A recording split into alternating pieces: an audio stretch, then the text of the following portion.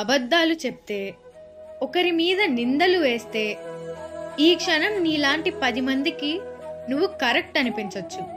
కానీ కాలం నీకు వ్యతిరేకంగా మారే రోజు ఒకటి వస్తుంది. ఆ రోజు మాత్రం ఖచ్చితంగా 100ల మంది ముందు నువ్వు దోషిగా నిలబడాల్సి వస్తుంది. ఎప్పుడూ కూడా వెనక్కి తిరిగి చూసుకోకు. నువ్వు ఆ దారిలో వెళ్ళడం లేదు. ప్రయత్నం నీ ధర్మం. ఫలితం అనేది మాత్రం ఆ దైవ నిర్ణయం. పరిస్థితులు కాల నిర్ణయం. ఎదుర్కోవడం మాత్రం నీ మనోధైర్యం.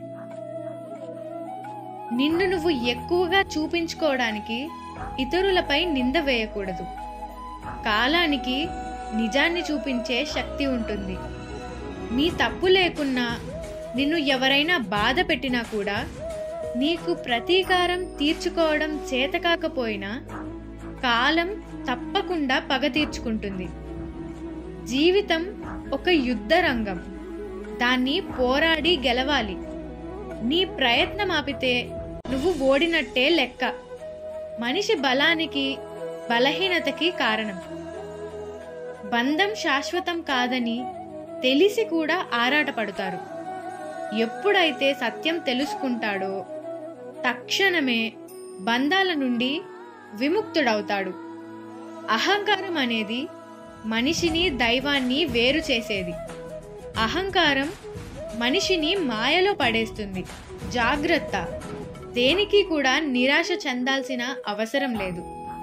బలహీనమైనది మన పరిస్థితులు మాత్రమే, మనం కాదు. ఏం జరిగినా ఆలోచిస్తూ ఆగిపోకు. ఏది జరిగినా అది నీ మంచికే జరుగుతుంది. ప్రయత్నం ఎప్పటికీ వృధా కాదు. వైఫల్యం శాశ్వతంగా ఉండదు. కొన్నిసార్లు చిన్న ప్రయత్నం కూడా నీకు ఉన్నత స్థానాన్ని కల్పిస్తుంది.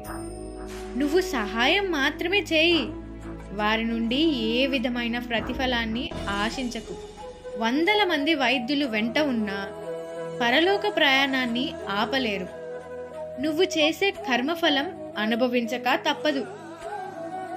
నిమిషం మారవచ్చు, గంటలు, మాసాలు, రోజులు, సంవత్సరాలు మారవచ్చు. కానీ మనం చేసిన మంచి, చెడు, చెడ్డ పని వెంటాడుతూనే ఉంటుంది.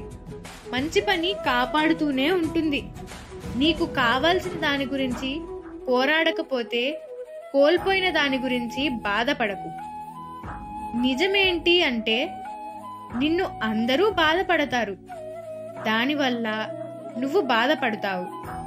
నీకోసం కూడా బాధపడేవారు ఉంటారు. వారిని వెతికి పట్టుకో. స్వచ్ఛమైన బంగారం కూడా పరిపూర్ణమైన ఆకారం పొందాలంటే కాలక తప్పదు, కరగక తప్పదు, నలగక తప్పదు, దెబ్బలు తప్పవు. మనిషికి కూడా జీవితంలో ఒక స్థానం పొందాలంటే రకరకాల బాధలు తప్పవు.